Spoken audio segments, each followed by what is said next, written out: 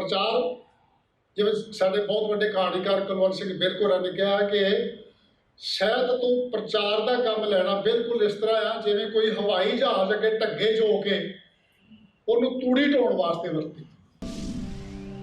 मेरा दादा जिहड़ा उन्होंने जदों भी आखना ना बापू कोई गल सुना तो उन्हें इहो ही करनी, फलाने वेले ही फलाणिਆਂ ਨਾਲ लड़ पे, फलाणिਆਂ ਨੂੰ कुटिया, एक बार साडा पुलिस कुटी गई, एक बार मैनू कुटन लगे कि गली के मोड़ से खड़ोते ही 10-12 बंदे मैं भगदे आवे दे विचों दी भज के चले गया, पर वो गल ही होती।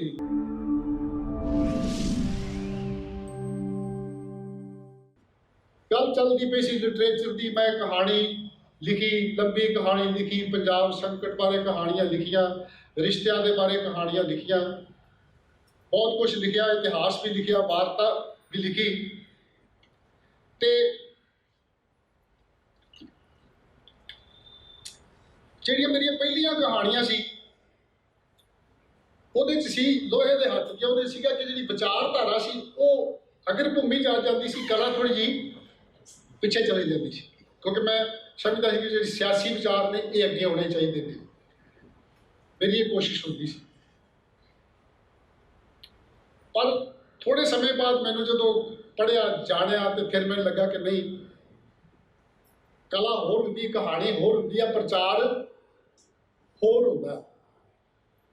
प्रचार जिवें साडे बहुत वड्डे कहानीकार कुलवंत सिंह बिरक होरां ने कहा कि शायद तू प्रचार का काम लेना बिल्कुल इस तरह आ जिवें कोई हवाई जहाज अगे ढगे जो के उन्होंने तूड़ी ढोण वास्ते वरती।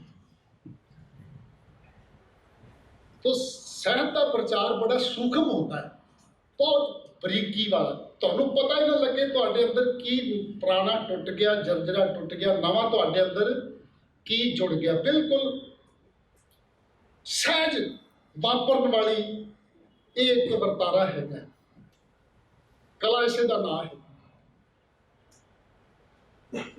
थोड़ा दिल लाने वास्ते एक टोटका सुनो।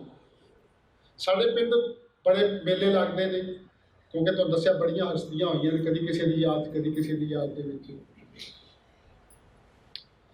एक कोई स्थानक जिहा मेला सी ते ਉਹਦੇ ਵਿੱਚ ਸਾਡੇ ਪਿੰਡ ਦੇ ਜਿਹੜੀਆਂ 12 ਪੱਤੀਆਂ, ਉਹ ਇੱਕ ਗੁਰਦੁਆਰੇ ਦਾ ਭਾਈ ਜਿਹੜਾ ਸੀ ਕਿ ਉਹ ਕੀਰਤਨ ਕਰਨ ਵਾਲੇ ਜਥੇ ਦੇ ਵਿੱਚ ਢੋਲਕੀ ਵਜਾ ਰਿਹਾ ਸੀ, ਤੇ ਉਹ ਢੋਲਕੀ ਵਜਾਉਣ ਵਾਲੇ ਭਾਈ ਦੀ ਸਾਡੇ ਪਿੰਡ ਦਾ ਇੱਕ ਪਹਿਲਵਾਨ ਸੀ ਗੇਜਾ ਸੋ, ਜਿਹਨੂੰ ਉਹਦਾ ਗੇਜਾ ਸਿੰਘ ਸੀ ਕਹਿੰਦੇ, ਪਰ ਉਹਦੀ ਇੱਕ ਅੱਖ ਵਿਚਾਰੇ ਦੀ ਥੋੜੀ ਜਿਹੀ ਖਰਾਬ ਸੀ, ਤੇ ਜਿਵੇਂ ਲੋਕ ਕਹਿੰਦੇ ਹੁੰਦੇ ਆ ਉਹਦੀ ਗੈਰ ਹਾਜ਼ਰੀ 'ਚ ਕਹਿੰਦੇ ਸੀ ਗੇਜੂ ਕਾਣਾ। ਉਹ ਜਿਹੜੇ ਜਿਵੇਂ एक पासे जनानियां बैठी, एक पासे बंदे बैठे आ, विचकार राह आ दरबार से मत्था टेकण वास्ते, और पिछे भी लोग जिहड़े ने कुछ खड़ोते हुए ने, जिहड़े खड़ोते बंदे उन्हां दे विचों कि उत्थे भलवान गेजा सो भी खड़ोता है, ते नाल साडे पिंड दा इक शरारती बाबा हुंदा सीगा, जिवें चरण सिंह शहीद दा बाबा बरियामा हुंदा सी ना, इस तरह ही उस बाबे दा नाम सी बाबा झरल। ਉਹ ਭਾਈ ਢੋਲਕੀ ਵਜਾਉਣ ਡਿਆ, कीर्तन ਕਰਨ ਡਿਆ जथे ਦੇ ਨਾਲ, ਤੇ ਭਲਵਾਨ ਦੀ ਤੇ ਭਾਈ ਦੀ ਲੜਾਈ ਹੋ ਚੁੱਕੀ ਹੈ, ਪਹਿਲਾਂ ਆਪਸ ਵਿੱਚ ਬੋਲਚਾਲ ਬੰਦ ਆ, ਤੇ ਬਾਬਾ ਝਰਲ ਕਹਿੰਦਾ ਭਲਵਾਨਾ ਗੇਜਾ ਸਿਆ, ਇਹ ਭਾਈ ਬੜਾ ਕੁੱਤਾ ਹੈ। ਉਹ ਕਹਿੰਦਾ ਉਹ ਹੈ ਤੇ ਕੁੱਤਾ ਹੀ ਆ, ਪਤਾ ਨਹੀਂ ਕੁੱਤਾ ਤੇ ਹੈਗਾ, ਪਰ ਜੋ ਕਰਤੂਤ ਹੁਣ ਕਰਦਾ ਇਹ ਤੇ ਨਹੀਂ ਇਹਨੂੰ ਕਰਨੀ ਚਾਹੀਦੀ। ਵਧਾਉਣ ਤੇ ਢੋਲਕੀ ਵਿੱਚ ਵਧਾਉਣ ਕੀ ਕਰਤੂਤ ਕਰਦਾ ਪਤਾ ਨਹੀਂ, ਧਿਆਨ ਨਾਲ ਵੇਖ, ਇਹ ਢੋਲਕੀ 'ਚ ਵੀ ਤੈਨੂੰ ਗਾਲਾਂ ਕੱਢਣ ਡਿਆ ਬੰਦਾ ਕੀ ਕਰਦਾ ਗੱਲ ਪਤਾ ਵੀ ਧਿਆਨ ਨਾਲ ਕਹਿੰਦੇ ਗੇਜੂ ਕਾਣਾ, ਗੇਜੂ ਕਾਣਾ, ਗੇਜੂ ਕਾਣਾ। ਉਹਨੇ ਸੱਚੀ ਵਿੱਚ ਹੀ ਸੁਣਿਆ, ਹੁਣ ਲੱਗਾ ਇਹ ਤੇ ਵਾਕਿਆ ਹੀ ਮੈਨੂੰ ਗਾਲਾਂ ਕੱਢਦਾ, ਤੇ ਗੇਜੂ ਕਾਣਾ, ਗੇਜੂ ਕਾਣਾ ਕਹਿੰਦਾ। ਉਹ ਸਰਦਾਰ ਜੀ ਨਾ ਉਹਨੇ ਆ ਵੇਖਿਆ ਨਾ ਤਾਂ ਉਹ ਵਿੱਚੋਂ ਦੀ ਲੰਘ ਕੇ ਸਿੱਧਾ ਗਿਆ, ਜਾ ਕੇ ਸਟੇਜ ਤੇ ਚੜ ਗਿਆ, ਮਾਰਿਆ ਗਫੂਆ ਪੁੱਜੇ, ਢਾਲਿਆ ਪੱਗ ਲਾ ਕੇ ਦੀ ਉਹ ਮਾਰੀ ਦੇਖ ਸੁਣ ਤੇ ਕਸੁਣ। ਲੋਕ ਉੱਠ ਕੇ ਖੜੇ ਹੋ ਗਏ, ਉਹਨਾਂ ਜਾ ਕੇ ਛਡਾਇਆ। ਉਹਨਾਂ ਆਖਿਆ ਭਲਵਾਨਾ ਗੱਲ ਕੀ ਹੋ ਗਈ ਆ? ਪਤਾ ਇਹਨੂੰ ਪੁੱਛੋ ਕੰਜਰ ਨੂੰ।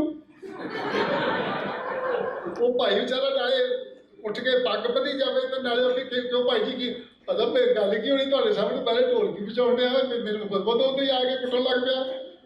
ਪਰ ਭਲਵਾਨਾ ਗੱਲ ਕੀ ਆ, ਗੱਲ ਦੱਸਣਾ। ਫਿਰ ਤੂੰ ਉਹਦੇ ਸੱਚੀ ਢੋਲਕੀ ਵਜਾਉਂਦਾ ਸੀ, ਕਹਿੰਦਾ ਢੋਲਕੀ ਵਜਾਉਂਦਾ ਆ, ਵਜਾਵੇ ਜੰਮ ਜੰਮ ਵਜਾਵੇ, ਪਰ ਇਹ ਮੇਰੇ ਨਾਲ ਜੇ ਲੜਨਾ ਆ ਤੇ ਬੰਦਿਆਂ ਵਾਂਗੂ ਛਾਤੀ ਠੋਕ ਕੇ ਸਿੱਧਾ ਮੈਦਾਨ ਦੇ ਵਿੱਚ ਆ ਕੇ ਲੜੇ। ਇਹ ਸਾਜਾਂ ਦੇ ਉਹਨੇ ਹੋ ਕੇ ਮੇਰੇ ਨਾਲ ਕਿਉਂ ਲੜਦਾ? ਉਹ ਗੱਲ ਸਮਝਾਈ ਜਿਸ ਵੇਲੇ ਸਾਜਾਂ ਦੇ ਉਹਨੇ ਹੋ ਕੇ ਕਿਵੇਂ ਲੜਦਾ ਆ। ਤੇ ਫਿਰ ਉਹ ਸਾਰੇ ਨਾਲੇ ਹੱਸਣ ਲੱਗ ਪਏ ਤੇ ਨਾਲੇ ਉਹਨੂੰ ਜੱਫੀ ਪਾ ਕੇ ਤੇ ਲੈ ਆਂਦਾ ਬਾਹਰ ਨੂੰ ਤੇ ਭਲਵਾਨਾ ਆਦਾ ਕੋਈ ਗੱਲ ਨਹੀਂ ਹੋਈ। ਤੇ ਮੈਂ ਇਹ ਕਹਿੰਦਾ ਹੁੰਦਾ ਕਿ ਜਦ ਲਿਟਰੇਚਰ ਆ ਨਾ, ਇਹ ਸਾਜਾਂ ਦੇ ਉਹਨੇ ਹੋ ਕੇ ਲੜਨ ਵਾਲੀ ਗੱਲ ਆ, ਸ਼ਬਦਾਂ ਦੇ ਉਹਨੇ ਹੋ ਕੇ ਲੜਨ ਵਾਲੀ ਗੱਲ ਹੈ। ਜਦੋਂ ਸ਼ਬਦ ਸ਼ੋਰ ਮਚਾਉਣ ਲੱਗ ਪੈਣ ਤੇ ਫਿਰ ਸਹਿਜ ਜਿਹੜਾ ਆ ਉਹ ਪ੍ਰਚਾਰ ਹੋ ਜਾਂਦਾ ਹੈ। ਉਹ ਪ੍ਰਚਾਰ ਜਿਹੜਾ ਹਵਾਈ ਜਹਾਜ਼ ਨੂੰ ਤੂੜੀ ਢੋਣ ਵਾਸਤੇ ਵਰਤਣ ਵਾਲੀ ਗੱਲ ਹੈ। ਪਹਿਲੀਆਂ ਕਹਾਣੀਆਂ 'ਚ ਮੈਂ ਕੁਝ ਕਰਨ ਦੀ ਕੋਸ਼ਿਸ਼ ਕੀਤੀ ਤੇ ਫਿਰ ਮੈਂ ਆਪਣੇ ਆਪ ਨੂੰ ਸਿੱਧੇ ਰਸਤੇ ਉੱਤੇ ਲੈ ਆਂਦਾ ਤੇ ਮੈਂ ਆਪਣੇ ਆਪ ਨੂੰ ਉਸ ਲਹਿਰ ਦੇ ਨਾਲੋਂ ਵੀ ਨਿਖੇੜ ਲਿਆ, ਕਿਉਂਕਿ ਉਦੋਂ ਪਤਾ ਨਹੀਂ ਸੀ ਹੈਗਾ। ਉਸ ਜੋਸ਼ ਦੇ ਵਿੱਚ ਮੋਹਨਜੀਤ ਹੋਰਾਂ ਨੇ ਵੀ ਉਹ ਛੋਟੇ ਛੋਟੇ ਪਰਚੇ ਕੱਢੇ, ਇਹਨਾਂ ਨੇ ਵੀ ਰੱਬ ਨਾਂ ਦੀ ਪੁਸਤਕ ਐਡਿਟ ਕੀਤੀ, ਮੇਰੀਆਂ ਵੀ ਕਵਿਤਾਵਾਂ ਉਹਦੇ ਵਿੱਚ ਸੀਗੀਆਂ। ਫਿਰ ਅਸੀਂ ਛੇਤੀ ਥੋੜੇ ਥੋੜੇ ਫਿਰ ਡਿਟੈਚ ਹੋਣੇ ਸ਼ੁਰੂ ਹੋ ਗਏ। ਸਭ ਜਿਉਂ ਅਕਲ ਆਉਂਦੀ ਗਈ। ਉਹ ਯਾਦ ਕਰ ਲਓ, ਸੁਣਨੀ ਵੀ ਹੈ। ਅੱਛਾ ਉਹ ਇਹਨਾਂ ਨੇ ਮੈਨੂੰ ਉਸ ਵੇਲੇ ਅਸੀਂ ਇਕੱਠੇ ਸੀਗੇ। ਫਿਰ ਅਸੀਂ ਥੋੜਾ ਪਾਸੇ ਹੋਣੇ ਸ਼ੁਰੂ ਹੋ ਗਏ। ਫਿਰ ਮੈਂ ਸੋਚਿਆ ਕਿ ਮੈਂ ਜਿਨ੍ਹਾਂ ਲੋਕਾਂ ਬਾਰੇ ਰਹਿੰਦਾ ਆ, ਜਿਨ੍ਹਾਂ ਦੇ ਬਾਰੇ ਜਾਣਦਾ ਆ, ਮੈਂ ਉਹਨਾਂ ਬਾਰੇ ਲਿਖਾਂ। ਮੈਂ ਕੋਈ ਬਣਾਵਟੀ ਕਹਾਣੀਆਂ, ਬਣਾਵਟੀ ਇਨਕਲਾਬ ਦੀਆਂ ਕਿਉਂ ਲਿਖਾਂ? ਠੀਕ ਹੈ ਨਾ। ਮੈਂ ਫਿਰ ਆਪਣੀ ਕਿਰਸਾਨੀ ਦੇ ਬਾਰੇ ਕਹਾਣੀਆਂ ਲਿਖੀਆਂ ਤੇ ਫੈਸਲਾ ਮੈਂ ਕੀਤਾ, ਉਹ ਵੀ ਤੁਹਾਨੂੰ ਇੱਕ ਗੱਲ ਸੁਣਾਉਣਾ ਹੈ। ਗਿਆਨੀ ਸੋਹਣ ਸਿੰਘ ਸੀਤਲ ਦਾ ਨਾਂ ਸੁਣਿਆ? ਗਿਆਨੀ ਸੋਹਣ ਸਿੰਘ ਸੀਤਲ ਬਹੁਤ ਵੱਡੇ ਨਾਵਲਕਾਰ ਤੇ ਬਹੁਤ ਵੱਡੇ ਢਾਡੀ ਹੋਏ ਨੇ, ਇਤਿਹਾਸਕਾਰ ਵੀ ਹੋਏ। ਮੈਂ ਜਿਹੜੀ ਗੱਲ ਕਰਨ ਲੱਗਾ, ਮੈਨੂੰ ਤਾਂ ਉਹਨੂੰ ਸੁਣਨ ਦਾ ਸ਼ੌਕ ਸੀਗਾ। ਇਹ ਉਹਨਾਂ ਦਿਨਾਂ ਦੀ ਗੱਲ ਹੈ ਜਦੋਂ ਮਾਸਟਰ ਤਾਰਾ ਸਿੰਘ ਹੋਰੀ ਇੱਕ ਵਾਰ ਮਰਨ ਵਰਤ ਰੱਖ ਕੇ ਛੱਡ ਚੁੱਕੇ ਸੀ ਤੇ ਦੂਜੀ ਵਾਰ ਸੰਤ ਫਤਿਹ ਸਿੰਘ ਨੇ ਮਰਨ ਵਰਤ ਰੱਖਿਆ, ਫਿਰ ਛੱਡ ਦਿੱਤਾ। ਹੁਣ ਜਿਹੜੀ ਮੈਂ ਗੱਲ ਕਰਨ ਲੱਗਾ, ਇਹ ਉਸ ਵੇਲੇ ਦੀ ਗੱਲ ਹੈ ਜਦੋਂ ਉਹ ਫਿਰ ਮਰਨ ਵਰਤ ਰੱਖ ਕੇ ਤੇ ਕਹਿੰਦੇ ਸੀ ਕਿ ਮੈਂ ਅੱਗੇ 72 ਕਿਲੋ ਚਰਬੀ ਢਾਲੀ ਪੰਜਾਬੀ ਸੂਬੇ ਵਾਸਤੇ ਹੈ ਤੇ ਮੈਂ ਫਿਰ ਮਰਨ ਵਰਤ ਰੱਖਣਾ ਹੈ। ਤੇ ਮਾਹੌਲ ਬਣਾਇਆ ਜਾ ਰਿਹਾ ਸੀਗਾ ਵੀ ਸੰਤ ਜੀ ਫਿਰ ਮਰਨ ਵਰਤ ਰੱਖਣਗੇ ਪੰਜਾਬ ਦੇ ਵਾਸਤੇ। ਤੇ ਉਹ ਰਾਤ ਦੇ ਦੀਵਾਨ ਵਿੱਚ ਸੀਤਲ ਹੋਰਾਂ ਨੇ ਬੋਲਣਾ ਸੀ ਤੇ ਸੀਤਲ ਹੋਰਾਂ ਦੇ ਨਾਲ ਉਸ ਵੇਲੇ ਸਟੇਜ ਦੇ ਉੱਤੇ ਉਸ ਵੇਲੇ ਦੇ ਜਿਹੜੇ ਕੋਈ ਦੂਜੀ ਲਾਈਨ ਦੇ ਅਕਾਲੀ ਆਗੂ ਸਨ ਉਹ ਬੈਠੇ ਹੋਏ ਸੀ। ਇੱਕ ਗਿਆਨੀ ਹਰਚਰਨ ਸਿੰਘ ਹੰਡਿਆਰਾ ਹੁੰਦੇ ਸੀ, ਟਕਸਾਲੀ ਅਕਾਲੀ। ਉਹ ਹੰਡਿਆਰਾ ਸਾਹਿਬ ਜਿਹੜੇ ਸਨ ਨਾ, ਉਹ ਉਹਨਾਂ ਨੇ ਕੁੜਤਾ ਪਾਉਣਾ ਬੰਦ ਕਰ ਦਿੱਤਾ। ਅਸੀਂ ਲੋਈ ਕਾਲੀ ਦੀ ਬੁੱਕਲ ਮਾਰ ਕੇ ਰੱਖਦੇ ਸੀ ਕਿ ਜਿੰਨਾ ਚਿਰ ਤੱਕ ਪੰਜਾਬੀ ਸੂਬਾ ਨਹੀਂ ਬਣਦਾ ਮੈਂ ਉਹਨਾਂ ਚਿਰ ਤੱਕ ਕੁੜਤਾ ਨਹੀਂ ਪਾਵਾਂਗਾ। ਸ਼ੀਤਲ ਵਾਲੀ ਗੱਲ ਬਾਅਦ 'ਚ, ਪਰ ਚੱਲਦੇ ਗੜੇ ਹਰ ਦੀ ਗੱਲ ਚਿੰਤੀ ਹੈ। ਜਦੋਂ ਅਕਾਲੀਆਂ ਦੀ ਸਰਕਾਰ ਬਣੀ, ਪੰਜਾਬ ਨਵਾਂ ਬਣਨ ਤੋਂ ਬਾਅਦ ਪੰਜਾਬੀ ਸੂਬਾ ਤੇ ਗੁਰਨਾਮ ਸਿੰਘ ਮੁੱਖ ਮੰਤਰੀ ਸੀ। ਭਾਰਤੀ ਜਨਤਾ ਪਾਰਟੀ ਜਿਹੜੀ ਉਦੋਂ ਜਨਸੰਘ ਦੀ ਉਹ ਸੀ, ਕਮਿਊਨਿਸਟਾਂ ਨੇ ਰਲ ਕੇ ਤੇ ਸਾਂਝੀ ਸਰਕਾਰ ਬਣਾਈ ਸੀ। ਤੇ ਲਛਮਣ ਸਿੰਘ ਗਿੱਲ ਜਿਹੜਾ ਸੀ ਸੱਭਿਆਚਾਰ ਤੇ ਭਾਸ਼ਾ ਦਾ ਮੰਤਰੀ ਸੀ, ਉਹਨੇ ਐਲਾਨ ਕੀਤਾ ਕਿ ਮੈਂ ਅਗਲੇ ਸੈਸ਼ਨ ਵਿੱਚ ਮੈਂ ਇੱਕ ਬਿੱਲ ਲੈ ਕੇ ਆਉਣਾ ਜਿਹੜਾ ਪੰਜਾਬੀ ਨੂੰ ਸਕੱਤਰੇ ਪੱਧਰ ਦੀ ਭਾਸ਼ਾ ਬਣਾਵੇਗਾ। ਜਦੋਂ ਇਹ ਗੱਲ ਹੋਈ ਤੇ ਜਨਸੰਘ ਵਾਲਿਆਂ ਨੇ ਰੌਲਾ ਪਾ ਲਿਆ, ਇਹ ਤੇ ਗੱਲ ਨਹੀਂ ਹੋਣ ਦੇਣੀ। ਹੁਣ ਤੇ ਗੁਰੂ ਨਾਨਕ ਦੇਵ ਦੇ ਨਾਂ ਤੇ ਯੂਨੀਵਰਸਿਟੀ ਵੀ ਨਹੀਂ ਬਣਾਉਣ ਦੇਣਾ ਚਾਹੁੰਦੇ, ਪਰ ਇਹ ਗੱਲ ਨਹੀਂ ਹੋਣ ਦੇਣੀ। ਗੁਰਨਾਮ ਸਿੰਘ ਨੇ ਕਿਹਾ ਇਹ ਸਰਕਾਰ ਟੁੱਟ ਜੂਗੀ, ਇਹ ਪੰਗਾ ਨਾ ਲੈ, ਤੂੰ ਪੰਜਾਬੀ ਵਾਲੀ ਗੱਲ ਛੱਡ ਦੇ। ਪੰਜਾਬੀ ਜ਼ਬਾਨ ਦੇ ਆਧਾਰ ਉੱਤੇ ਸੂਬਾ ਮੰਗਿਆ ਸੀ, ਬਣਾਇਆ ਸੀ, ਪਰ ਪੰਜਾਬੀ ਲਾਗੂ ਕਰਨੀ ਛੱਡ ਦੇ, ਸਰਕਾਰ ਟੁੱਟ ਜੂਗੀ। ਉਸ ਵੇਲੇ ਜਿਹੜੇ ਦੋ ਬੰਦਿਆਂ ਨੇ ਲਕਾਰੇ ਦੇ ਨਾਲ ਗੱਲ ਆਖੀ ਸੀ ਨਾ, ਉਹਨਾਂ ਕਿਹਾ ਜੇ ਪੰਜਾਬੀ ਲਾਗੂ ਕਰਨ ਦੇ ਵਾਸਤੇ ਮਤਾ ਪੇਸ਼ ਨਹੀਂ ਹੁੰਦਾ ਤੇ ਅਸੀਂ ਅਕਾਲੀ ਦਲ ਤੋਂ ਰਿਜ਼ਾਈਨ ਕਰ ਦੇਵਾਂਗੇ। ਉਹਨਾਂ ਚੋਂ ਇੱਕ ਸੀਗਾ ਹਰਚਰਨ ਸਿੰਘ ਹੰਡਿਆਰਾ, ਇੱਕ ਸੀ ਪੱਟੀ ਦਾ ਐਮਐਲਏ ਹਜ਼ਾਰਾ ਸਿੰਘ ਗਿੱਲ। ਦੋ ਬੰਦਿਆਂ ਨੇ ਕਿਹਾ ਜੇ ਪੰਜਾਬੀ ਲਾਗੂ ਨਹੀਂ ਹੋਵੇਗੀ ਅਸੀਂ ਅਕਾਲੀ ਦਲ ਛੱਡ ਦਿਆਂਗੇ। ਅੱਜ ਕਿਸੇ 'ਚ ਹੈ ਕੋਈ ਜ਼ਰੂਰਤ ਇਹ ਗੱਲ ਕਹਿ ਸਕੇ ਕਿ ਜੇ ਆਹ ਪੰਜਾਬੀ ਵਾਸਤੇ ਨਾ ਹੋਇਆ ਤੇ ਅਸੀਂ ਅਕਾਲੀ ਦਲ ਛੱਡ ਦੇਵਾਂਗੇ? ਇਹ ਉਹ ਟਕਸਾਲੀ ਅਕਾਲੀ ਆਗੂ ਸਨ। ਖੈਰ ਉਹ ਬਾਅਦ ਵਿੱਚ ਲਛਮਣ ਸਿੰਘ ਗਿੱਲ ਨਵੀਂ ਸਰਕਾਰ ਜਦੋਂ ਬਣੀ ਕਾਂਗਰਸ ਦੀ ਮਦਦ ਦੇ ਨਾਲ, ਤੇ ਉਹ ਇਹ ਕ੍ਰੈਡਿਟ ਉਹਨੂੰ ਜਾਂਦਾ ਹੈ। ਤੇ ਜਿਹੜੇ ਪੰਜਾਬੀ ਦੇ ਨਾਂ ਦੇ ਜਿਨ੍ਹਾਂ ਨੇ ਸੂਬਾ ਬਣਾਇਆ ਸੀਗਾ, ਉਹਨਾਂ ਨੇ ਜੋ ਕੁਛ ਕੀਤਾ ਪੰਜਾਬੀ ਵਾਸਤੇ, ਉਹ ਤੁਹਾਡੇ ਅੱਗੇ ਸਾਰਾ ਕੁਛ ਰੌਸ਼ਨ ਚਿਰਾਗ ਦੇ ਵਾਂਗ ਦਿਸਦਾ ਪਿਆ ਹੈਗਾ। ਗੱਲ ਕਰ ਰਹੇ ਸੀਤਲ ਜੀ ਜਿਸ ਵੇਲੇ ਬੋਲਣ ਲੱਗੇ ਤੇ ਹੰਡਿਆਰਾ ਸਾਹਿਬ ਕਹਿੰਦੇ ਨੇ, ਸੀਤਲ ਜੀ ਸੰਤ ਫਤਿਹ ਸਿੰਘ ਉਹਨਾਂ ਨੇ ਮਰਨ ਵਰਤ ਰੱਖਣਾ ਆ, ਐਤਕੀ ਤੁਸੀਂ ਵੀ ਮਰਨ ਵਰਤ ਰੱਖੋ। ਅਸੀਂ ਸਰੋਤਿਆਂ 'ਚ ਬੈਠੇ ਹੋਏ ਸੀ, ਆਵਾਜ਼ ਮਾਈਕ ਦੇ ਰਾਹੀਂ ਭਲੇ ਚਲੇਗੀ ਸਾਰਿਆਂ ਤੱਕ। ਜਿਸ ਵੇਲੇ ਸਾਡੇ ਤੱਕ ਆਵਾਜ਼ ਗਈ ਤੇ ਹਾਸਾ ਵੀ ਛੜ ਗਿਆ ਸਟੇਜ ਦੇ ਉੱਤੇ, ਸੰਗਤ ਵੀ ਜਿਹੜੀ ਸੀ ਉਹ ਸੋਚਣ ਲੱਗ ਪਈ ਸੀਤਲ ਸਾਹਿਬ ਜਿਹੜੇ ਰੋਜ਼ ਬਹਾਦਰਾਂ ਦੀਆਂ ਵਾਰਾਂ, ਲੜਨ ਮਰਨ ਦੀਆਂ ਵਾਰਾਂ ਸੁਣਾਉਂਦੇ ਨੇ, ਇਹ ਤੇ ਫਸ ਗਏ ਹੁਣ, ਕੀ ਜਵਾਬ ਦੇਣਗੇ। ਮੈਂ ਵੀ ਇਹ ਸੋਚਦਾ ਪਿਆ ਸੀਤਲ ਨੂੰ ਕੀ ਜਵਾਬ ਦੇਣਗੇ, ਪਰ ਸੀਤਲ ਜੀ ਤੁਰਤ ਬੋਲੇ, ਕਹਿੰਦੇ ਆ ਵਡਿਆਰਾ ਜੀ ਮਰਨ ਵਰਤ ਰੱਖਣਾ ਮੇਰਾ ਕੰਮ ਨਹੀਂ, ਇਹ ਕੰਮ ਹੈ ਤੁਹਾਡਾ ਸਿਆਸੀ ਆਗੂਆਂ ਦਾ। ਤੁਸੀਂ ਮਰਨ ਵਰਤ ਰੱਖੋ ਤੇ ਫਿਰ ਮਰੋ ਵੀ, ਉਦੋਂ ਬਾਅਦ ਤੁਹਾਡੀਆਂ ਵਾਰਾਂ ਲਿਖਣੀਆਂ ਮੇਰਾ ਕੰਮ। ਇਸ ਗੱਲ ਨੇ ਮੇਰੇ ਅੰਦਰ ਇੱਕ ਲਿਸ਼ਕ ਪੈਦਾ ਕਰ ਦਿੱਤੀ ਕਿ ਜ਼ਰੂਰੀ ਨਹੀਂ ਕਿ ਬੰਦਾ ਜਿਹੜਾ ਹੈ ਕਿ ਨਹੀਂ ਉਹ ਸਾਰੇ ਪਾਸੇ ਸਮਝੇ ਕਿ ਮੈਂ ਇਹ ਸਮਾਨ ਖੜਾ ਕੀਤਾ ਹੈ। ਮੈਂ ਕਿਹਾ ਵੀ ਮੈਂ ਸ਼ਾਇਦ ਮੇਰਾ ਮਿਜ਼ਾਜ ਹੀ ਸਿਆਸਤਦਾਨਾਂ ਵਾਲਾ ਨਹੀਂ, ਕਿਉਂਕਿ ਮੈਂ ਖਰੀ ਗੱਲ ਕਰਨ ਵਾਲਾ ਤੇ ਸਿਆਸਤ ਝੂਠ ਤੋਂ ਬਿਨਾਂ ਹੁੰਦੀ ਨਹੀਂ ਹੈਗੀ। ਤੇ ਮੈਂ ਤੇ ਅੱਜ ਜੇ ਹੁੰਦਾ ਤੇ ਮੈਨੂੰ ਕੱਢ ਕੇ ਅਗਲਾ ਨੇ ਫਿਰ ਵੀ ਪਾਰਟੀ 'ਚੋਂ ਬਾਹਰ ਮਾਰਨਾ ਹੀ 'ਚ ਮਰਜ਼ੀ ਹੁੰਦਾ। ਮੈਂ ਫਿਰ ਇਹ ਨਹੀਂ ਕਿ ਮੇਰੇ ਸਿਆਸੀ ਵਿਚਾਰ ਨਹੀਂ ਹੈਗੇ, ਇਹ ਨਹੀਂ ਕਿ ਮੈਂ ਜ਼ਿੰਦਗੀ 'ਚ ਲੜਨਾ ਬੰਦ ਕਰ ਦਿੱਤਾ ਹੈ। ਮੈਂ ਕਲਚਰ ਦੇ ਫਰੰਟ ਉੱਤੇ, ਹਿਸਟਰੀ ਦੇ ਫਰੰਟ ਉੱਤੇ, ਬੋਲਣ ਦੇ ਫਰੰਟ ਉੱਤੇ ਮੈਂ ਆਪਣਾ ਕੰਮ ਉਦੋਂ ਤੋਂ ਲਗਾਤਾਰ ਕਰਦਾ ਆ ਰਿਹਾ, ਪਰ ਮੈਂ ਵਾਰਾਂ ਲਿਖਣ ਵਾਲਾ ਕੰਮ ਜਿਹੜਾ ਸੀ ਨਹੀਂ ਉਹਨੂੰ ਪਹਿਲ ਦੇਣੀ ਸ਼ੁਰੂ ਕਰ ਦਿੱਤੀ। ਜਦੋਂ ਮੈਨੂੰ ਸਾਹਿਤ ਅਕੈਡਮੀ ਦਾ ਨਾਮ ਮਿਲਿਆ, ਭੁੱਲਰ ਸਾਹਿਬ ਨੂੰ ਵੀ ਮਿਲਿਆ, ਇਹਨਾਂ ਨੇ ਮੋੜ ਦਿੱਤਾ, ਇਹਨਾਂ ਵੱਲ ਵੇਖ ਕੇ ਅਸੀਂ ਵੀ ਮੋੜ ਦਿੱਤਾ। ਮੇਰੀਆਂ ਰਿਜ਼ਰਵੇਸ਼ਨ ਕੁਝ ਹੋਰ ਨੇ, ਇਹਨਾਂ ਦੇ ਹਿਸਾਬ ਕਿਤਾਬ ਹੋਰ ਸੀਗਾ। ਆਪਾਂ ਉਹਨਾਂ ਗੱਲਾਂ 'ਚ ਪੈਣਾ ਨਹੀਂ ਕਿਉਂਕਿ ਅਸੀਂ ਛੋਟੇ ਛੋਟੇ ਭਰਾ ਆ, ਠੀਕ ਹੈ ਕਿ ਨਹੀਂ, ਪਰ ਅਸੀਂ ਇਹਨਾਂ ਦੀ ਪੈਰ 'ਚ ਪੈਰ ਰੱਖ ਦਿੱਤੀ ਕਿਉਂਕਿ ਵੱਡੇ ਭਰਾ ਜੀ ਸੀਗੇ। ਵੀ ਜੇ ਕੱਲ੍ਹ ਨੂੰ ਕੋਈ ਇਹ ਨਾ ਮਿਹਣਾ ਮਾਰੇ ਵੀ ਗੁਰਬਚਨ ਭੁੱਲਰ ਤੁਹਾਡੇ ਵੱਡੇ ਭਰਾ ਨੇ ਤੇ ਇਨਾਮ ਮੋੜਤਾ ਸੀਗਾ ਤੇ ਤੂੰ ਕਿਉਂ ਨਹੀਂ ਮੋੜਿਆ ਬਈ, ਆਪਾਂ ਕਿਹਾ ਵੀ ਝੂਠੇ ਸੀਗਾ ਪੈਣਾ ਲੋਕਾਂ ਦੇ ਅੱਗੋਂ, ਠੀਕ ਹੈ ਨਾ। ਪਰ ਜਿੱਥੇ ਜਾਂਦੇ ਆ ਕੋਈ ਇਹ ਨਹੀਂ ਗਾ ਕਹਿੰਦਾ ਵੀ ਇਹਨਾਂ ਦਾ ਨਾਮ ਮੋੜਿਆ ਸੀ ਜਾਂ ਨਹੀਂ ਮੋੜਿਆ, ਸਾਰੇ ਕਹਿੰਦੇ ਵੀ ਸਾਹਿਤ ਅਕੈਡਮੀ ਦਾ ਨਾਮ ਮੈਨੂੰ ਮਿਲਿਆ ਹੋਇਆ ਸੀ। ਉਹ ਗੱਲ ਵਿੱਚੋਂ ਉੱਡੀ ਗਈ ਕਿਤੇ, ਉਹ ਮਸਲਾ ਲੈਂਦਾ। ਪਰ ਇਹ ਹੈ ਕਿ ਤੁਸੀਂ ਜਾਣਦੇ ਕਿ ਜਦੋਂ ਸਾਹਿਤ ਅਕੈਡਮੀ ਦਾ ਨਾਮ ਮਿਲਦਾ ਆ ਤੇ ਅਗਲੇ ਦਿਨ ਭਾਸ਼ਣ ਦੇਈਦਾ ਆ, ਸਾਰੇ ਵੱਖ-ਵੱਖ ਭਾਸ਼ਾਵਾਂ ਦੇ ਜਿਹੜੇ ਲੇਖਕ ਨੇ, ਪੰਜਾਬੀ ਵਾਲਿਆਂ ਨੂੰ ਬੋਲਣ ਦਾ ਮੌਕਾ ਮਿਲਦਾ। ਤੇ ਜਦੋਂ ਮੈਂ ਬੋਲਿਆ ਤੇ ਮੈਂ ਅਖੀਰ ਦੇ ਵਿੱਚ ਜਿਹੜੀ ਗੱਲ ਕਹੀ ਨਾ ਉਹ ਕੁਝ ਇਹ ਗੱਲ ਸੀ, ਮੇਰੀ ਕਹਾਣੀ ਮੈਂ ਹੁਣ ਠੀਕ ਠਾਕ ਹਾਂ ਜਿਹੜੀ ਉਹਦੇ 'ਚ ਇੱਕ ਬਿਰਤਾਂਤ ਆਉਂਦਾ ਹੈ ਤਰਨ ਤਾਰਨ ਦੀ ਮੱਸਿਆ ਦਾ, ਜਿਹਦੇ ਵਿੱਚ ਇੱਕ ਵਿਗੜਿਆ ਹੋਇਆ ਜੱਟ ਆਪਣੀ ਟੋਲੀ ਦੇ ਵਿੱਚ ਪੁੱਠੀ ਪਰਿਕਰਮਾ ਕਰਦਾ ਪਿਆ ਤੇ ਬਾਹ ਉੱਚੀ ਕਰਕੇ ਤੇ ਬਾਰ-ਬਾਰ ਇਹ ਕਹਿੰਦਾ ਹੈ ਕੋਈ ਸਾਰੀ ਮੱਸਿਆ 'ਚ ਸੂਰਮਾ ਜਿਹੜਾ ਜੱਟ ਦੀ ਬਾਹ ਨਹੀਂ ਕਰੇ। ਮੇਰਾ ਦਾਦਾ ਉਹ ਵੀ ਆਪਣੀ ਢਾਣੀ ਨਾਲ ਮੱਸਿਆ 'ਚ ਗਿਆ ਹੋਇਆ।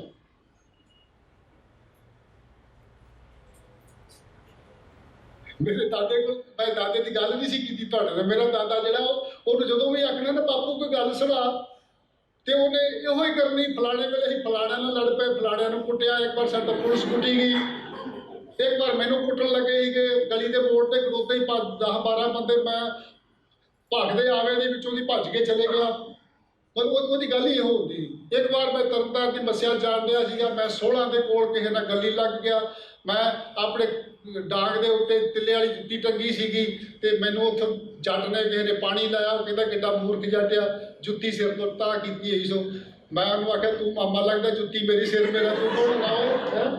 ਉਦੋਂ ਕਹਿੰਦਾ ਵੇਖੋ ਜੱਟ ਨਾਲੇ ਮੱਤ ਦੀ ਗੱਲ ਦੱਸੀ ਆ ਤੇ ਨਾਲੇ ਅੱਗੋਂ ਵੇਖੋ ਸਿਰ ਦੇ ਵਾਲਾਂ ਨੂੰ ਆਉਂਦਾ ਹੈ। ਇਹਦਾ ਮੂਰਖ ਬੰਦੇ ਨੂੰ ਮੱਤ ਵੀ ਨਾ ਦਿਓ ਕੋਈ। ਪਤਾ ਤੂੰ ਹੁੰਦਾ ਕੌਣ ਹੈ ਮੈਨੂੰ ਇਹ ਗੱਲ ਕਹਿਣ ਵਾਲਾ? ਕਹਿੰਦਾ ਮੈਂ ਜੁੱਤੀ ਥੱਲੇ ਸੁੱਟੀ, ਡਾਂਗ ਪਿੱਛੇ ਹੋ ਕੇ ਮਾਰੀ, ਪੁੜਪੜੀ ਵਿੱਚ ਭੜਕਾ ਗਿਆ, ਉਹ ਮਾਰਿਆ ਮਰ ਗਿਆ। ਕਹਿੰਦਾ ਆ ਕੇ ਪਹਿਲਾਂ ਆ ਕੇ ਵੇਖਿਆ ਤੇ ਕਹਿੰਦਾ ਆਪਾਂ ਭੱਜ ਕੇ ਚਲੇ ਗਏ। ਮੈਂ ਤਾਂ ਫਿਰ ਚੀਨ 'ਚ ਚਲੇ ਗਿਆ, ਚੀਨ 'ਚ ਜਾ ਕੇ ਭਰਤੀ ਹੋ ਗਿਆ। ਅਰੇ 3 ਸਾਲ ਮੇਰਾ ਪਤਾ ਨਹੀਂ ਲੱਗਾ। 3 ਸਾਲਾਂ ਬਾਅਦ ਤੁਹਾਡੀ ਦਾਦੀ ਮਾਂ ਨੂੰ ਮਨੀ ਆਰਡਰ ਨਾਲ ਹੀ ਪੈਸੇ ਭੇਜੇ, ਉਹਨਾਂ ਨੂੰ ਪਤਾ ਲੱਗ ਗਿਆ ਪੁਲਿਸ ਨੂੰ, ਮੈਨੂੰ ਉੱਥੋਂ ਫੜ ਕੇ ਲੈ ਆਏ। ਫਿਰ ਮੈਨੂੰ ਫੜ ਕੇ ਫਿਰ ਮੌਕੇ ਦਾ ਗਵਾਹ ਕੋਈ ਨਹੀਂ, ਫਿਰ ਮੈਂ ਬਚ ਗਿਆ। ਪਰ ਮੇਰੇ ਬਾਬਾ ਜੀ ਦੀ ਮੇਰੇ 'ਚ ਖਾੜਕੂਪਨ, ਜਿਹੜਾ ਮੂਰਖਾਨਾ ਖਾੜਕੂਪਨ ਹੈ ਨਾ, ਉਹ ਮੇਰੇ ਦਾਦੇ ਦੀ ਵੀ ਸ਼ਾਇਦ ਕੋਈ ਥੋੜੀ ਬਹੁਤੀ ਦੇਣ ਹੋਵੇ ਦੇ ਉਹਦੇ ਵਿੱਚ ਵੀ ਠੀਕ ਹੈ ਨਾ। ਤਾਂ ਉਹ ਦਾਦਾ ਮੇਰਾ ਕਹਿੰਦਾ ਜਦੋਂ ਲੰਘੇ ਨਾ ਕੋਲ ਦੀ ਇੱਕ ਵਾਰ ਤੇ ਕਵੇ ਹੈ ਕੋਈ ਜੱਟ ਦੀ ਬਾਂਹ ਨੀਵੀਂ ਕਰਨ ਵਾਲਾ, ਤੇ ਕਹਿੰਦਾ ਮੈਨੂੰ ਕਜੀਚੀਆਂ ਆਉਂਦੀ ਇਹ ਕਰਦਾ ਕੀ ਹੈ, ਕੋਈ ਵੱਟ ਨਹੀਂ ਕੋਈ ਵਿਰੋਧ ਨਹੀਂ। ਉਹ ਦੂਜੀ ਵਾਰ ਫੇਰ ਜਦੋਂ ਆਇਆ ਫਿਰ ਉਹਨੇ ਕਿਹਾ ਹੈ ਕੋਈ ਜੱਟ ਦੀ ਬਾਂਹ ਨੀਵੀਂ ਕਰਨ ਵਾਲਾ, ਕਹਿੰਦਾ ਮੇਰੇ ਤੇ ਲਾਂਬੂ ਬਣ, ਪਰ ਮੈਂ ਆਪਣੇ ਆਪ ਨੂੰ ਨਾ ਸੀਸ ਵੱਟ ਕੇ ਤੇ ਮੈਂ ਛੱਡ ਮਨਾ ਕੀ ਦਫਾ ਕਰ, ਪਰ ਇਹਦੇ ਨਾਲ ਆਪਣਾ ਕੀ ਹੈ। ਤੀਜੀ ਵਾਰ ਜਦੋਂ ਸਾਹਮਣੇ ਆ ਤੇ ਕਹਿੰਦਾ ਹੈ ਕੋਈ ਜੱਟ ਦੀ ਬਾਂਹ ਨੀਵੀਂ ਕਰਨ ਵਾਲਾ, ਕਹਿੰਦਾ ਮੈਂ ਥੋੜ੍ਹਾ ਜਿਹਾ ਪਿਛਾਹ ਕੇ ਡਾਂਗਾਂ ਕੋਲ ਹੁੰਦੀਆਂ ਘੁਕਾ ਕੇ ਡਾਂਗ ਮਾਰੀ ਅਰਕ ਦੇ ਉੱਤੇ ਐ ਕਰਕੇ ਤੋਰੀ ਵਾਂਗੂ ਬਾਹਰ ਮੁਕਾ ਕੇ ਥੱਲੇ ਤੇ ਐਲੀ ਕਰਦੇ ਪਟਾਲੇ ਵਾਲੇ ਫੂਕੇ ਖੜੇ ਸੀ ਬਾਹਰ ਭੱਜ ਗਏ। ਇਹ ਸੱਚੀ ਗੱਲ ਆ ਤੇ ਇਹ ਉਸ ਕਹਾਣੀ ਵਿੱਚ ਵੀ ਹੈਗੀ ਹੈ। ਮੈਂ ਹੁਣ ਠੀਕ ਠਾਕ ਹਾਂ ਕਹਾਣੀ ਵਿੱਚ ਹੈਗੀ ਆ। ਇਹ ਗੱਲ ਸੁਣਾ ਕੇ ਬਹਿ ਗਿਆ ਕਿ ਮੈਂ ਆਪਣੇ ਦਾਦੇ ਵਾਂਗ ਅੱਜ ਤੱਕ ਇਸ ਅੰਦਾਜ਼ ਵਿੱਚ ਕਿਸੇ ਦੀ ਬਾਂਹ ਨੀਵੀਂ ਨਹੀਂ ਕੀਤੀ ਤੇ ਨਾ ਹੀ ਸ਼ਾਇਦ ਮੈਂ ਇਸ ਤਰ੍ਹਾਂ ਕਿਸੇ ਦੀ ਬਾਂਹ ਨੀਵੀਂ ਕਰਨੀ ਚਾਹਾਂ, ਪਰ ਆਪਣੀ ਧੌਣ ਨੀਵੀਂ ਨਾ ਹੋਣ ਦੇਣੀ, ਇਹ ਮੈਂ ਸਾਰੀ ਜ਼ਿੰਦਗੀ ਕਦੀ ਗਵਾਰਾ ਨਹੀਂ ਕੀਤਾ। ਆਪਣੀ ਧੌਣ ਸਿੱਧੀ ਰੱਖਣੀ ਇਹ ਮੈਂ ਆਪਣਾ ਸ਼ੇਵਾ ਬਣਾਈ ਰੱਖਿਆ, ਔਰ ਮੈਂ ਸਾਰੀ ਉਮਰ ਕੋਸ਼ਿਸ਼ ਇਸੇ ਵਿੱਚ ਜੁਟਿਆ ਰਿਹਾ ਕਿ ਮੈਨੂੰ ਆਪਣੀ ਜ਼ਮੀਰ ਦੇ ਅੱਗੇ ਝੂਠਾ ਨਾ ਹੋਣਾ ਪਵੇ, ਮੈਨੂੰ ਆਪਣੀ ਜ਼ਮੀਰ ਦੇ ਅੱਗੇ ਸ਼ਰਮਿੰਦਾ ਹੋ ਕੇ ਨਮੋਸ਼ੀ ਵਿੱਚ ਆਪਣੀ ਧੌਣ ਨੀਵੀਂ ਨਾ ਕਰਨੀ ਪਵੇ। ਮੈਂ ਕਿਹਾ ਵੀ ਕਿਹਾ ਜਾਂਦਾ ਕਿ ਪਾਣੀ ਦਾ ਬੁਲਬੁਲਾ ਜੀਵਨ ਹੈਗਾ ਆ, ਹੁਣ ਹੈਗਾ ਆ ਤੇ ਅਗਲੇ ਪਲ ਨਹੀਂ ਹੈਗਾ, ਪਰ ਮੈਂ ਕਹਿੰਦਾ ਕਿ ਮੈਨੂੰ ਵੀ ਪਤਾ ਕਿ ਮੈਂ ਪਾਣੀ ਦਾ ਬੁਲਬੁਲਾ ਹੀ ਹਾਂ, ਹੁਣ ਹੈਗਾ ਤੇ ਅਗਲੇ ਪਲ ਨਹੀਂ ਹੈਗਾ, ਪਰ ਪਾਣੀ ਦਾ ਬੁਲਬੁਲਾ ਵੀ ਜਿੰਨਾ ਚਿਰ ਤੱਕ ਜਿਉਂਦਾ ਆ ਪਾਣੀ ਦੀ ਹਿੱਕ ਤੇ ਸਿਰ ਉੱਚਾ ਰੱਖ ਕੇ ਜਿਉਂਦਾ ਹੈ।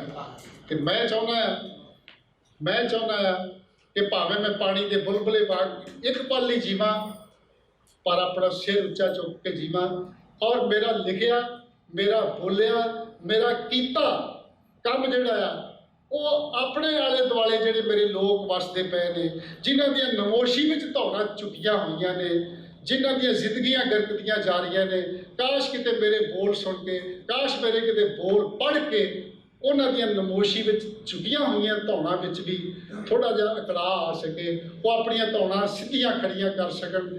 ਇਸੇ ਆਸ ਤੇ ਇਸੇ ਵਿਸ਼ਵਾਸ ਨਾਲ ਮੈਂ ਲਿਖੀ ਜਾ ਰਿਹਾ, ਇਸੇ ਆਸ ਤੇ ਵਿਸ਼ਵਾਸ ਨਾਲ ਮੈਂ ਬੋਲੀ ਜਾ ਰਿਹਾ, ਇਸੇ ਆਸ ਤੇ ਵਿਸ਼ਵਾਸ ਨਾਲ ਮੈਂ ਤੁਹਾਡੇ ਨਾਲ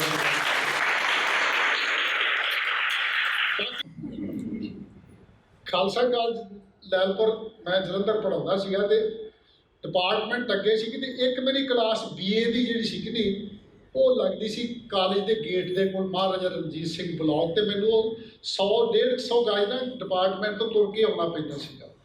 ਮੇਰੀ ਕਲਾਸ ਜਦੋਂ ਸ਼ੁਰੂ ਹੋਈ, ਬੈਲ ਹੋਈ ਤੇ ਮੈਂ ਰਜਿਸਟਰ ਫੜਿਆ ਤੇ ਮੈਂ ਤੁਰ ਕੇ ਆਉਣਾ ਸੀ। ਤੇ ਉਸ ਵੇਲੇ ਕਿਉਂਕਿ ਸਾਡੇ ਕਾਲਜ ਦੇ ਲਗਭਗ ਉਸ ਵੇਲੇ 8,000-9,000 ਦੀ ਗਿਣਤੀ ਸੀਗੀ। ਜੋ ਤੁਹਾਨੂੰ ਪਤਾ ਪੀਰੀਅਡ ਬਦਲਦਾ ਤੇ ਸੜਕਾਂ ਉੱਤੇ ਭੀੜ ਤੇ ਪੂਰਾ ਗਹਿ ਗੱਚ ਵਿਦਿਆਰਥੀ ਤੁਰੇ ਜਾ ਰਹੇ ਨੇ, ਕਲਾਸਾਂ ਬਦਲ ਰਹੀਆਂ ਨੇ, ਉਹਨਾਂ ਦੀ ਭੀੜ ਵਿੱਚ ਮੈਂ ਵੀ ਤੁਰਿਆ ਤੇ ਅਗਲੇ ਪਾਸੇ ਤੁਰਿਆ ਜਾਂਦਿਆਂ 'ਚੋਂ ਇੱਕ ਮੁੰਡੇ ਨੇ ਦੂਜੇ ਮੁੰਡੇ ਨੂੰ ਭੈਣ ਦੀ ਗਾਲ ਕੱਢੀ।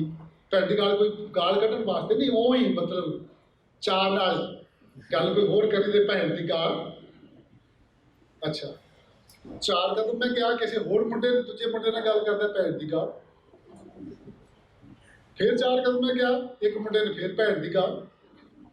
ਮੇਰੇ ਬਾਅਦ ਆਇਆ ਚੱਲ ਮਨਾ ਗੇਟ ਤੱਕ ਗਿਣਦਾ ਹੀ ਚੱਲਦਾ ਭਲਾ ਕਿੰਨੀਆਂ ਕੁ ਹੁੰਦੀਆਂ। ਜਿਸ ਵੇਲੇ ਕਲਾਸਰੂਮ 'ਚ ਵੜਦਾ ਸੀ ਤੇ ਪੂਰੀਆਂ 11 ਗਾਲਾਂ ਹੋ ਚੁੱਕੀਆਂ ਭੈਣ, 11 ਗਾਲਾਂ ਹੋ ਗਈਆਂ। ਤੇ ਮੈਂ ਕਿਹਾ ਵੀ ਅੱਜ ਨਾ ਮੁੰਡਿਆਂ ਨੂੰ ਸਿੱਖ ਪੱਤ ਦੇਣੀ ਵੀ ਅਕਲ ਦੀ ਗੱਲ ਕੋਈ ਦੱਸਦੇ ਆ ਜਾ ਕੇ, ਤੇ ਮੈਂ ਕਿਹਾ ਵੀ ਇਹੋ ਗੱਲ ਅੱਜ ਜਾ ਕੇ ਪਹਿਲਾਂ ਕਲਾਸ ਵਿੱਚ ਕਰਦੇ ਹਾਂ। ਮੈਂ ਜਿਸ ਵੇਲੇ ਗਿਆ ਅੰਦਰ, ਬੱਚੇ ਖੜੇ ਹੋਏ ਬੈਠੇ, ਮੈਂ ਕਿਹਾ ਪੁੱਤਰੋ ਪੜ੍ਹਾਈ ਦੀ ਗੱਲ ਪਹਿਲਾਂ ਬਾਅਦ 'ਚ ਕਰਦੇ ਆ, ਪਹਿਲਾਂ ਮੈਂ ਤੁਹਾਡੇ ਨਾਲ ਬਹੁਤ ਜ਼ਰੂਰੀ ਗੱਲ ਕਰਨੀ ਸੀ ਤੇ ਉਹ ਮੈਂ ਕਰਦਾ ਤੁਹਾਡੇ ਨਾਲ। ਸਾਹਮਣੇ ਬੈਠਿਆ ਜੋ ਇੱਕ ਮੁੰਡੇ ਨੇ ਦੂਜੇ ਦੀ ਵੱਖੀ 'ਚ ਐ ਪਾਰੀ ਤੇ ਉਹਨੂੰ ਭੈਣ ਦੀ ਗਾਲ ਕੇ ਕੱਢ ਕੇ ਕਹਿੰਦਾ, ਆਂਦਾ ਓਏ ਸਾਰ ਗੱਲ ਦੱਸਣ ਲੱਗੇ ਧਿਆਨ ਨਾਲ ਗੱਲ ਸੁਣ। ਸਹਿਮਤ ਮੈਂ ਹਾਂ ਸ਼ਾਬਾਸ਼ ਪੁੱਤਰਾ ਨਹੀਂ ਰੀਸਾਂ ਤੇਰੀਆਂ, ਦਰਜਨ ਨਹੀਂ ਸੀ ਹੋਈ ਉਹ ਪੂਰੀ ਦਰਜਨ ਕਰ ਦਿੱਤੀ 12 ਗਾਲਾਂ। ਮਤਲਬ ਲੜਾਈ ਤੁਹਾਡੀ ਆਪਣੀ, ਸ਼ੁਗਲ ਤੁਹਾਡੇ ਆਪਣੇ, ਚਾਅ ਤੁਹਾਡੇ ਆਪਣੇ, ਗੱਲਾਂ ਤੁਹਾਡੀਆਂ ਆਪਣੀਆਂ, ਇਹ ਭੈਣ ਤੇ ਮਾਂ ਤੇ ਧੀ ਕਿੱਥੋਂ ਆ ਗਈਆਂ ਕਿ ਕਿਉਂ ਆਉਂਦੀਆਂ ਨੇ ਜਦੋਂ ਕਿ ਤੁਹਾਡੀਆਂ ਸਾਰਿਆਂ ਦੀਆਂ ਆਪਣੀਆਂ ਮਾਵਾਂ ਭੈਣਾਂ ਤੇ ਧੀਆਂ ਹੈਗੀਆਂ ਨੇ? ਇਹ ਕਿਉਂ ਆਉਂਦੀਆਂ ਨੇ? ਇਹ ਗੱਲ ਜਿਹੜੀ ਸਿੱਖਣੀ, ਇਸ ਗੱਲ ਤੋਂ ਉਹ ਡਾਕਟਰ ਭਗਤ ਸਿੰਘ ਵਾਲੀ ਨਜ਼ਮ ਹੈਗੀ ਆ ਨਾ ਵੀ ਧਰਤੀ ਦੇ ਹੇਠਾਂ ਪਹਿਲਾਂ ਧੌਲ ਸੀ, ਫਿਰ ਧਰਮ ਸੀ, ਤੇ ਹੁਣ ਮੇਰੀ ਧੀ।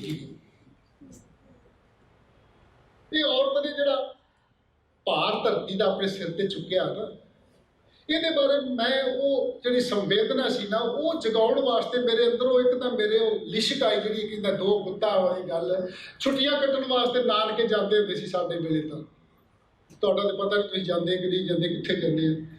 ਤੋ ਜਦੋਂ ਜਾਈਦਾ ਸੀਗਾ ਉੱਥੇ ਫਿਰ ਪੂਰੀਆਂ ਮੌਜਾਂ ਹੁੰਦੀਆਂ ਸੀਗੀਆਂ, ਖੇਡੋ, ਮੱਲੋ, ਨਹਿਰ 'ਚ ਨਹਾਓ, ਰੁੱਖਾਂ ਤੇ ਚੜ੍ਹੋ, ਜੋ ਮਰਜ਼ੀ ਸ਼ੁਗਲ ਮੇਲਾ।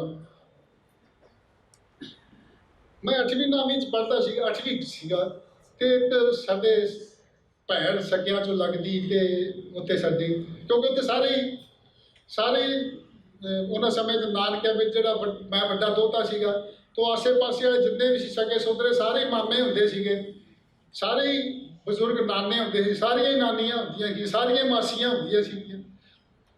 ਜਦੋਂ ਮਰਜ਼ੀ ਜੋ ਮਰਜ਼ੀ ਛਕੋ ਛਕਾਓ, ਕੋਈ ਪਰਵਾਹ ਨਹੀਂ, ਕੋਈ ਫਿਕਰ ਨਹੀਂ। ਮੈਂ ਉਹ ਸੁਣਾਉਂਦਾ ਉਦੋਂ ਗੱਲ ਕਹੀ ਸੀ ਵੀ ਸਾਡੇ ਉੱਥੇ ਇੱਕ ਕਾਰੀਗਰ ਸਿੰਘ ਸੀ ਗੁਰਮੇਜ, ਉਹਨੂੰ ਮੈਂ ਆਖਣਾ ਮਾਮਾ ਮੈਨੂੰ ਲੱਕੜ ਦੀ ਗੱਡ ਬਣਾ ਦੇ, ਜੋ ਛੋਟਾ ਸੀਗਾ ਮੈਂ ਤੀਜੀ ਚੌਥੀ 'ਚ ਪੜ੍ਹਦਾ। ਉਹਨੇ ਕਹਿਣਾ ਵੀ ਤੈਨੂੰ ਲੱਕੜ ਦੀ ਗੱਡ ਤੇ ਬਣਾ ਦੂੰਗਾ, ਪਰ ਇੱਕ ਸ਼ਰਤ ਤੇ। ਮੈਂ ਆਖਣਾ ਕੀ? ਆਪਣੀ ਕਾਲੋ ਦਾਦੀ ਜਿਹੜੀ ਆ ਨਾ, ਮੇਰੀ ਦਾਦੀ ਦਾ ਰੰਗ ਥੋੜ੍ਹਾ ਜਿਹਾ ਸਾਂਵਲਾ ਸੀਗਾ, ਦਾਦਾ ਦਾ ਰੰਗ ਸਾਂਵਲਾ ਸੀਗਾ, ਹੱਸਦੀ ਕਹਿੰਦੀ ਹੁੰਦੀ ਸੀ, ਮੈਡਮ ਆ ਜਦੋਂ ਤੂੰ ਆਈ ਸਾ ਕਿੱਦਾਂ ਸੀਗਾ, ਤੇ ਬਾਪੂ ਤੇ ਸੋਹਣਾ ਬੜਾ ਸੀਗਾ। ਆਦਿ ਪੁੱਤ ਕਾਹਦਾ? ਜਦੋਂ ਜਿਹੜੀ ਆਉਂਦੀ ਸੀ ਜਨਾਨੀ, ਉਹ ਜਦੋਂ ਕੁੱਟ ਚੁੱਕਦੀ ਸੀ ਨਾ ਮੇਰਾ, ਵੀ ਨਹੁੰ ਵੇਖਣੀ ਆ, ਜੋ ਕੁੱਟ ਚੁੱਕਦੀ ਸੀ, ਤੇ ਜਿਹੜੀ ਵੀ ਵੇਖੇ ਤੇ ਇਹਦੇ ਆਪ ਤਾਂ ਕਹਿੰਦੇ ਭਾਵੇਂ ਦਰਮਿਆਨੀ ਬਹੁਤ ਸੋਹਣੀ ਨਹੁੰ ਆਈ, ਵੀ ਧੰਨ ਭਾਗ ਲੱਗੇ ਘਰ ਨੂੰ, ਹੈ ਚਾਨਣ ਹੋ ਗਿਆ, ਫਲਾਣ ਹੋ ਗਿਆ। ਆਦੇ ਵੀ ਜਿਹੜੀ ਮੈਨੂੰ ਵੇਖੇ ਤੇ ਉਹ ਆਖੇ ਚਲੋ ਘਰ ਵਸਿਆ, ਚਲੋ ਘਰ ਵਸਿਆ। ਅਭੀ ਮੈਂ ਆਖਿਆ ਵੀ ਮੈਂ ਤੁਹਾਡੀ ਗੱਲ ਤੇ ਸਮਝਦੀ ਆ ਚੰਗੀ ਤਰ੍ਹਾਂ ਵੀ ਤੁਸੀਂ ਕਹਿੰਦੀ ਆ ਕੀ ਹੋ, ਹੈ ਨਾ। ਅੱਜ ਕੱਲ੍ਹ ਕਿਤਾਬਾਂ ਦੀ ਘੁੱਟ ਚਕਾਈ ਵੀ ਬਹੁਤ ਹੈ, ਮੇਰੀ ਦਾਦੀ ਵਰਗੀ।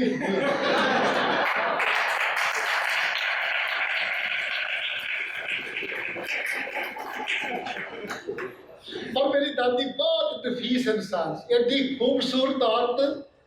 ਮੇਰੀ ਜ਼ਿੰਦਗੀ 'ਚ ਜਦ ਮੇਰੇ ਪਿਓ 'ਚ ਜਿਹੜਾ ਸਹਿਜ ਸੀਗਾ, ਜਿਹੜੇ ਲੜਾਕੂਪਣ, ਖਾੜਕੂਪਣ ਬਾਕੀ ਇਲਾਕੇ 'ਚੋਂ, ਜਿਹੜਾ ਮੇਰੇ ਦਾਦੇ 'ਚੋਂ, ਤੇ ਜਿਹੜੀ ਮੇਰੀ ਦਾਦੀ ਆ, ਉਹ ਮੇਰੀ ਦਾਦੀ ਦੀਆਂ ਕਿਆ ਬਾਤਾਂ। ਐਡੀ ਸਹਿਜ, ਐਡੀ ਡਰਮੇ ਵਾਲੀ ਔਰਤ। ਵੀ ਇੱਕ ਗੱਲ ਮੇਰਾ ਹੋਰ ਸੁਣਾਉਣ ਨੂੰ ਜੀ ਕਰਦਾ, ਮੈਂ ਪਿਛਲੇ ਕੁਛ ਮਹੀਨਿਆਂ ਤੋਂ ਪਹਿਲਾਂ ਮੈਂ ਫੇਸਬੁੱਕ ਤੇ ਵੀ ਪਾਈ ਸੀ, ਤੁਹਾਡੇ ਵਿੱਚੋਂ ਜੇ ਕਈਆਂ ਨੇ ਵਿਆਹ ਕਰਾਉਣਾ, ਉਹਨਾਂ ਵਾਸਤੇ ਜ਼ਰੂਰੀ ਹੈ। ਤੁਹਾਨੂੰ ਮੈਂ ਕਹਿੰਦਾ ਤਾਂ ਮੈਨੂੰ ਬਸ ਕਰਾਤਾ ਸੀ, ਚੰਗੀ ਗੱਲ ਸੀ। ਜੇ ਸੁਣਾਓਗੇ ਤੇ ਮੈਨੂੰ ਬੋਲਣ ਲਾਓਗੇ ਤੇ ਗੱਲਾਂ ਹੋਈ ਜਾਣੀਆਂ ਨੇ। ਉਹ ਗੱਲ ਬੜੀ ਪਤੇ ਦੀ ਗੱਲ। ਪਤੇ ਦੀ ਗੱਲ ਇਸ ਕਰਕੇ ਆ ਕਿ ਮੈਂ ਬਹੁਤ ਸਾਲ ਪਹਿਲਾਂ ਹੁਣ ਕਿਉਂਕਿ ਹੁਣ ਭੁੱਲਰ ਸਾਹਿਬ ਵੱਡੇ ਬੰਦੇ ਨੇ, ਮੋਹਨ ਜੀ ਤੋਂ ਵੱਡੇ ਬੰਦੇ ਨੇ, ਜਦੋਂ ਕੋਈ ਸਮਾਗਮ 'ਚ ਜਾਈਏ ਤੇ ਸਮਾਗਮ ਕੋਈ ਹੋਵੇ ਤੇ ਮੈਂ ਤੇ ਉਹ ਡਰਦਾ ਰਹਿੰਦਾ ਵੀ ਭਾਵੇਂ ਵਿਆਹ ਦਾ ਹੋਵੇ, ਭਾਵੇਂ ਮਰਗ ਦਾ ਹੋਵੇ, ਤੇ ਇਹਨਾਂ ਨੇ ਕਹਿਣਾ ਹੁਣ ਜੀ ਸੰਧੂ ਸਾਹਿਬ ਤੁਹਾਡੇ ਕਿ ਕੁਝ ਵਿਚਾਰ ਰੱਖਣ ਐਸੇ ਫਸੇ ਹੋਏ ਤਾਂ ਮੈਨੂੰ ਤੇ ਉਹ ਡਰ ਲੱਗਾ ਰਹਿੰਦਾ, ਤੇ ਮੈਨੂੰ ਕੋਲ ਹੁਣ ਕਹਿ ਨਾ ਦਿੰਦਾ ਹੋਵੇ, ਹੈ ਮੈਂ ਇਸੇ ਗੱਲ ਤੋਂ ਡਰਦਾ ਰਹਿੰਦਾ। ਅੱਛਾ ਖੈਰ, ਉਹ ਹੋਇਆ ਇਹ ਕਿ ਮੇਰੇ ਦਾਦੇ ਦੇ ਨਾਲ, ਦਾਦਾ ਮੇਰਾ ਪੈੜਾ ਸੀਗਾ, ਕਦੀ ਕਿਸੇ ਗੱਲੋਂ ਲੜ ਪੈਣਾ ਤੇ ਉਹਨੇ ਨਾ ਰੁੱਸ ਜਾਣਾ, ਰੁੱਸ ਕੇ ਤੇ ਮੁੜ ਕੇ ਉਹਨੇ ਰੋਟੀ ਖਾਣੀ ਬੰਦ ਕਰ ਦਿੱਤੀ। ਸਾਡਾ ਘਰ ਤਾਂ ਦੱਸਿਆ ਬਾਜ਼ਾਰ 'ਚ ਸੀਗਾ, ਬਾਜ਼ਾਰ ਸਾਹਮਣੇ ਹਲਵਾਈ ਦੀ ਦੁਕਾਨ ਸੀਗੀ। ਖੋਆ ਖਾਓ, ਬਰਫੀ ਖਾਓ, ਦੁੱਧ ਪੀਓ ਮਲਾਈ ਵਾਲਾ, ਠੀਕ ਹੈ ਨਾ, ਤੇ ਘਰ 'ਚ ਨਾਰਾਜ਼ਗੀ ਫੁੱਲ ਬਣਾਈ ਰੱਖੋ। ਤੇ ਜੇ ਕਿਸੇ ਨੇ ਰੋਟੀ ਲੈ ਕੇ ਜਾਣਾ, ਦਾਦੀ ਨੇ ਲੈ ਕੇ ਜਾਣਾ, ਮੇਰੀ ਮਾਂ ਨੇ ਲੈ ਕੇ ਜਾਣਾ, ਮੇਰੇ ਪਿਓ ਨੇ ਲੈ ਲਓ, ਪਰ ਮੈਂ ਥਾਲੀ ਪੁਆ ਕੇ ਮਾਰੂੰਗਾ ਕੰਧ ਦੇ ਵਿੱਚ, ਮੈਂ ਨਹੀਂ ਖਾਣੀ ਰੋਟੀ, ਠੀਕ ਹੈ। ਉਹ ਜੋ 7-8 ਦਿਨਾਂ ਦੇ ਬਾਅਦ ਘਰ ਦੀ ਜ਼ਿੰਦਗੀ ਨਰਕ ਬਣੀ, ਘਰ ਦੀ ਜ਼ਿੰਦਗੀ ਨਰਕ ਬਣੀ ਰਹਿਣੀ ਉਹਨੇ ਦਿਨ। 7-8 ਦਿਨਾਂ ਬਾਅਦ ਜਦੋਂ ਖੋਏ ਤੋਂ ਮੂੰਹ ਮੁੜ ਜਾਣਾ, ਫਿਰ ਸਾਡੇ ਵਰਗੇ ਨਿਆਣੇ ਨੂੰ ਕਿਸੇ ਨੂੰ ਭੇਜਣਾ ਵੀ ਜਾ ਬਥੇਰੇ ਦਿਨ ਹੋ ਗਏ, ਤੂੰ ਜਾ ਜਾ ਕੇ ਤਰਲਾ ਮਾਰ। ਮੈਂ ਜਾਣਾ, ਬਾਪੂ ਰੋਟੀ ਖਾ ਲਾ, ਕਿੰਨੇ ਦਿਨ ਹੋ ਗਏ ਹੁਣ ਤੇ ਤੂੰ ਖਾ ਲਾ, ਭੁੱਖ ਲੱਗੀ ਹੋਗੀ। ਸਭ ਪਤਾ ਸੀਗਾ ਦੇਖ ਕੇ। ਇਹਨੂੰ ਘਲਾਤਾ ਹੁਣ, ਚੱਲ ਤੇਰੇ ਆ ਕੇ ਖਾ ਲੈਣਾ, ਲਿਆ ਹੱਥ ਪਾ। ਖਾਣੀ ਤੇ ਨਹੀਂ ਸੀ ਮੈਂ। ਬਾਪੂ ਨੇ ਰੋਟੀ ਖਾ ਲੈਣੀ, ਫਿਰ ਰਵਾਂ ਚਾਲ, ਫਿਰ ਜ਼ਿੰਦਗੀ ਚੱਲਣ ਲੱਗ ਪਈ। ਮੈਂ ਜੋ ਥੋੜਾ ਵੱਡਾ ਹੋਇਆ, ਮੈਂ ਕਿਹਾ, ਮੈਂ ਜਦੋਂ ਮੈਂ ਵਿਆਹ ਕਰ ਹੋਇਆ ਨਾ ਮੇਰਾ, ਮੈਨੂੰ ਉਹ ਦਾਦੀ ਤੇ ਦਾਦੇ ਦਾ ਇਹ ਜਿਹੜਾ ਸੀ ਨਾ ਕੰਬੀਨੇਸ਼ਨ, ਇਹਦੇ 'ਚ ਮੈਨੂੰ ਇੱਕ ਗੱਲ ਸਮਝ ਆ ਗਈ। ਮੈਂ ਕਿਹਾ ਭਈ ਇਸ ਔਰਤ ਨਾਲ ਜੇ ਮੈਂ ਜ਼ਿੰਦਗੀ ਕੱਟਣੀ ਆ, ਤਲਾਕੋ ਤਲਾਕੀ ਨਹੀਂ ਹੋਣਾ ਤੇ ਇਕੱਠੇ ਹੀ ਰਹਿਣਾ ਆ, ਤੇ ਫਿਰ ਆਪਣੇ ਦਾਦੇ ਵਾਲਾ ਕੰਮ ਨਹੀਂ ਕਰਨਾ ਵੀ ਤੁਸੀਂ ਅੱਜ ਲੜ ਪਾਓ, 7 ਦਿਨ ਜ਼ਿੰਦਗੀ ਨਰਕ ਬਣਾ ਛੱਡੋ, 7 ਦਿਨਾਂ ਦੇ ਬਾਅਦ ਫਿਰ ਤੁਹਾਡੀ ਜ਼ਿੰਦਗੀ ਰਵਾਂ ਚੱਲਣ ਲੱਗ ਪਵੇ। ਉਹ ਜਿਹੜੇ 7 ਦਿਨ ਤੁਸੀਂ ਜ਼ਿੰਦਗੀ ਨੂੰ ਨਰਕ ਬਣਾ ਛੱਡਿਆ, ਉਹ ਤੁਹਾਡੀ ਜ਼ਿੰਦਗੀ ਦੇ ਬਰਬਾਦ ਚਲੇ ਗਏ। ਉਹ ਸਾਰੇ ਬਾਕੀ ਘਰ ਦੇ ਜੀਆਂ ਨੇ ਵੀ ਸੂਲੀ ਤੇ ਟੰਗ ਛੱਡਿਆ ਤੁਸੀਂ। ਮੈਂ ਕਿਹਾ ਮੈਂ ਆਪਣੇ ਘਰ ਦੀ ਜ਼ਿੰਦਗੀ ਇੱਦਾਂ ਬਰਬਾਦ ਨਹੀਂ ਹੋਣ ਦੇਣੀ। ਮੈਂ ਕਿਹਾ ਕਿ ਮੈਂ ਉਹ ਨਹੀਂ, ਮੈਂ ਦੱਸਦਾ ਤੁਹਾਨੂੰ, ਭੁੱਲਰ ਸਾਹਿਬ ਦੱਸਦਾ। ਮੈਂ ਕਿਹਾ ਵੀ ਕਸੂਰ ਕਿਸੇ ਦਾ ਵੀ ਹੋਵੇ, ਕਸੂਰ ਕਿਸੇ ਦਾ ਵੀ ਹੋਵੇ, ਲੜਾਈ ਕਿਹੜੇ ਘਰ 'ਚ ਨਹੀਂ ਹੁੰਦੀ। ਅਸੀਂ ਰੋਜ਼ ਹੀ ਲੜਦੇ ਹਾਂ, ਲੜਾਈ ਕਿਹੜੇ ਘਰ 'ਚ ਨਹੀਂ ਹੁੰਦੀ। ਵੀ ਲੜਾਈ ਹੋਊਗੀ, ਕਸੂਰ ਕਿਸੇ ਦਾ ਵੀ ਹੋਵੇ, ਅੱਬਲ ਤੇ 5 ਮਿੰਟ ਨਹੀਂ ਤਾਂ ਦਾਦੇ ਦੇ 7 ਦਿਨਾਂ ਨੂੰ 7 ਮਿੰਟਾਂ ਤੱਕ ਘਟਾ ਦਿੱਤਾ ਆਪਾਂ। ਫਿਰ 7 ਮਿੰਟਾਂ ਦੇ ਵਿੱਚ ਮਾਫੀ ਮੰਗ ਲੈਣੀ ਆ, ਸੁਲਾ ਸਫਾਈ ਕਰ ਲੈਣੀ ਆ। ਹੁਣ ਸਾਡੀ ਇਸ ਗੱਲ ਤੇ ਸਹਿਮਤੀ ਦੀ ਕਈ ਵਾਰ ਹੁੰਦੀ, ਇਹ ਕਹਿੰਦੀ ਨਹੀਂ ਬਹੁਤੀ ਵਾਰ ਮੈਂ ਮਨਾਉਣੀ ਆ। ਮੈਂ ਕਹਿੰਦਾ ਨਹੀਂ, ਮੈਂ ਮਨਾਉਂਦਾ। ਕੋਈ ਵੀ ਬਣਾਉਂਦਾ ਹੋਵੇ ਮਨਾ ਕੇ ਲੈਂਦੇ ਹੀ ਆ ਨਾ। ਔਰ ਉਹ ਮੇਰੀ ਕੀਤੀ ਗੱਲ ਦਾ ਇੰਨਾ ਅਸਰ ਹੋਇਆ ਉੱਥੇ, ਮੈਂ ਕੈਨੇਡਾ 'ਚ ਸੁਣਾਈ ਕਿਸੇ ਵਿਆਹ ਸਮਾਗਮ ਦੇ ਉੱਤੇ, ਕਿ ਜਿਹੜੇ ਕਹਿੰਦੇ ਕਹਾਉਂਦੇ ਬੰਦੇ ਸਨ, ਜਿਵੇਂ ਅਮਰਜੀਤ ਸਾਥੀ ਆ ਭੂਤਵਾੜੇ ਵਾਲਾ, ਉਹਦੀ ਘਰ ਵਾਲੀ 4 ਸਾਲਾਂ ਬਾਅਦ ਮੈਂ ਉਹਦੇ ਆਟਵਾ ਗਿਆ ਤੇ ਮੈਨੂੰ ਕਹਿੰਦੀ, ਭਾਜੀ ਤੁਹਾਡੀ ਉਹ ਜਿਹੜੀ ਗੱਲ ਤੁਸੀਂ ਉੱਧਰ ਕਹੀ ਸੀਗੀ ਤੇ ਉੱਥੇ ਬੋਲਦਿਆਂ ਹੋਇਆ 7 ਮਿੰਟਾਂ ਵਾਲੀ, ਅਸੀਂ 4 ਸਾਲਾਂ ਤੋਂ ਹੁਣ ਉਹਨੂੰ ਅਪਲਾਈ ਕਰ ਲਿਆ ਆਪਣੀ ਜ਼ਿੰਦਗੀ। ਇੱਕ ਇੰਦਰਜੀਤ ਸਿੰਘ ਬਾਲੋਤਰ ਦਾ ਸਿੱਖ ਨੇਤਾ, ਉਹ ਇੱਥੇ ਆਇਆ ਤੇ ਉਹਨਾਂ ਨੇ ਆਪਣੇ ਘਰ ਅਖੰਡ ਪਾਠ ਰੱਖਣਾ ਸੀ, ਮੈਨੂੰ ਸੱਦਾ ਦੇਣ ਵਾਸਤੇ ਆਏ ਦੋਵੇਂ ਜੀ, ਤੇ ਉਹਦੀ ਘਰ ਵਾਲੀ ਮਿਲਦੇ ਸਾਰੇ ਪਏ, ਭਾਜੀ ਤੁਹਾਡੀ 7 ਮਿੰਟਾਂ ਵਾਲੀ ਗੱਲ ਪੱਲੇ ਬੰਨ੍ਹਦੀ ਹੈ। ਇੱਕ ਰਿਸ਼ਤਾ ਅਸੀਂ ਕਰਵਾਇਆ, ਇਹਦੀ ਭੜੇਵੀ ਦਾ ਮੇਰੇ ਦੋਸਤ ਦਾ ਮੁੰਡਾ ਸੀਗਾ ਉੱਧਰ ਦੂਜੇ ਪਾਸੇ। ਉਹ ਮਹੀਨੇ ਕੁ ਬਾਅਦ ਲੜ ਕੇ ਤੇ ਆ ਗਿਆ, ਆਂਦਾ ਜੀ ਉਹ ਮੇਰੇ ਨਾਲ ਲੜਾਈ ਹੋ ਗਈ ਆ। ਮੈਂ ਆਖਿਆ ਭਾਈ ਸਾਡੇ ਕੋਲ ਨਾ ਝਗੜਾ ਲੈ ਗਿਆ, ਜਦੋਂ ਵਿਆਹ ਹੋ ਜਾਵੇ ਨਾ ਤੇ ਤੀਜੇ ਬੰਦੇ ਨੂੰ ਕਦੀ ਨਾ ਵਿੱਚ ਪਾਓ, ਨਾ ਮਾਂ ਪਿਓ ਨੂੰ ਪਾਓ, ਨਾ ਵਿਚੋਲੇ ਨੂੰ ਪਾਓ, ਆਪਣਾ ਮਸਲਾ ਆਪ ਹੱਲ ਕਰੋ।